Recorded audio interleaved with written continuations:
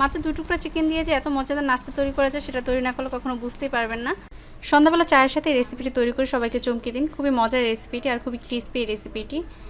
তৈরি করা তেমনি সহজ। রেসিপিটি শুরু করে নেওয়ার জন্য আমি প্রথমে একটা মিক্সিং বোল নিয়ে নিয়েছি আর তাতে দিয়েছি 1 কাপ পরিমাণ ময়দা, দিচ্ছি পরিমাণ মতো লবণ দেওয়া হয়ে গেলে এরপর এর মাঝে দিয়ে দিচ্ছি 2 টেবিল চামচ পরিমাণ রান্নার রেগুলার তেল। এবার এই সব কিছু হাতের সাহায্যে খুব ভালোভাবে মিশিয়ে নেব আর চেষ্টা করুন এই কাজটা হাতের সাহায্যে করে নিতে, ময়দার সাথে ভালোভাবে যাতে তেলটা লাগে। এরপর অল্প অল্প করে পানি দিয়ে পারফেক্ট একটা ডো তৈরি করে নিচ্ছি। চেষ্টা করুন অল্প অল্প করে পানি দিয়ে ডোটি তৈরি করে নিতে। আমার ডোটি তৈরি করে নেওয়া হয়ে গেছে, দেখেই বুঝতে পারছেন একদম হার্ডও না আবার একদম সফটও না, মসৃণ একটা ডো তৈরি করে নিয়েছি। এরপর নাস্তাটা তৈরি করে নেওয়ার জন্য আমি 2 টুকরো চিকেন নিয়ে নিয়েছি। চিকেনটা আমি লবণ এবং আদা রসুন বাটা দিয়ে সিদ্ধ করে নিয়েছি।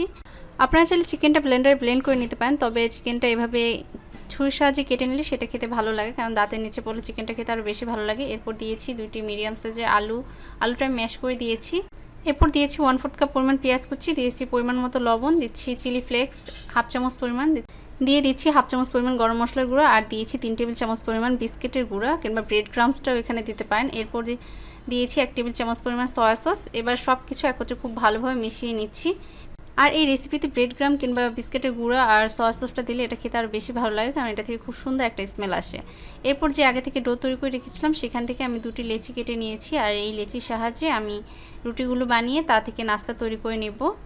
এবার নাস্তা তৈরি করে নেওয়ার জন্য সেখান থেকে একটা লেচি নিয়ে নিয়েছি। আর আমরা যেহেতু একটু হার্ড করে এই ডোটা তৈরি করেছি তাই এক্সট্রা ময়দা দেওয়ার প্রয়োজন হবে না।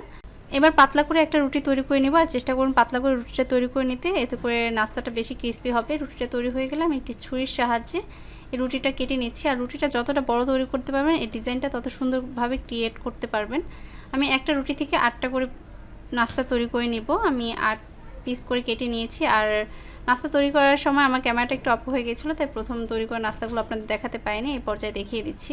আমি যে আলু চিকেনের যে পুরটা তৈরি করে রেখেছিলাম সেখান থেকে কিছুটা পুর নিয়ে নিয়েছি। আর নাস্তাটা যেহেতু খুলে না যায় তার জন্য আটা আর পানি দিয়ে একটা স্টিকি তৈরি করে নিয়েছিলাম, সেটা আমি লাগিয়ে নিয়েছি। এরপর হাতের সাহায্যে ঘুরিয়ে ঘুরিয়ে নাস্তাটা তৈরি করে নিয়েছি। আর দেখে বুঝতে পারছেন এই কাজটা আমি কীভাবে করে নিয়েছি। এই একই পদ্ধতিতে আমি সবগুলো নাস্তা তৈরি করে নেব। আমার নাস্তাগুলো তৈরি করে নেওয়া হয়ে গেছে। এবার এগুলোকে ফ্রাই করে নেব। ফ্রাই করে নেওয়ার জন্য চুলায় একটি প্যান বসিয়ে নিয়েছি আর তাতে দিয়েছি পর্যাপ্ত পরিমাণ তেল। তেলটা যখন গরম হয়ে এসেছে সেই পর্যায়ে এক এক করে নাস্তাগুলো এর মাঝে ছেড়ে দিয়েছি। যখন এর একটা সাইড ভেজে নেওয়া হয়ে যাবে তখন অপর সাইডটি উল্টে নিচ্ছি আর এই কাজটি আমি কাঁটা চামচের সাহায্যে করে নিচ্ছি। এই পর্যায়ে চুলা আঁচটা মিডিয়ামে রেখে এগুলোকে ভেজে নিতে হবে। চুলা আঁচটা বাড়িয়ে দিলে দ্রুত একটা কালার চলে আসবে, এতে করে এটা খেতে ক্রিস্পি লাগবে না, তাই চেষ্টা করুন চুলা আঁচটা মিডিয়ামে রেখে সময় নিয়ে ফ্রাই করে নিতে। এতে করে এগুলো খুবই বেশি ক্রিস্পি হবে, খেতেও অনেক বেশি ভালো লাগবে। যখন এই দুটো সাইডে পারফেক্ট একটা কালার চলে আসবে সেই পর্যায়ে তেল ছড়িয়ে তুলে নিব। এবার একটি সার্ভিং প্লেটে সার্ভ করে নিব। আর এই রেসিপিটি আপনার যে কোনো ধরনের সসের সাথে পরিবেশন করতে পারবেন। খুবই সহজ এই রেসিপিটি এবং খুবই মজার এই রেসিপিটি। আশা করছি আমার আজকের রেসিপিটি আপনাদের ভালো লেগেছে। যদি ভালো লাগে তাহলে অবশ্যই লাইক কমেন্ট শেয়ার করবেন। সবাই ভালো থাকবেন। আল্লাহ হাফেজ।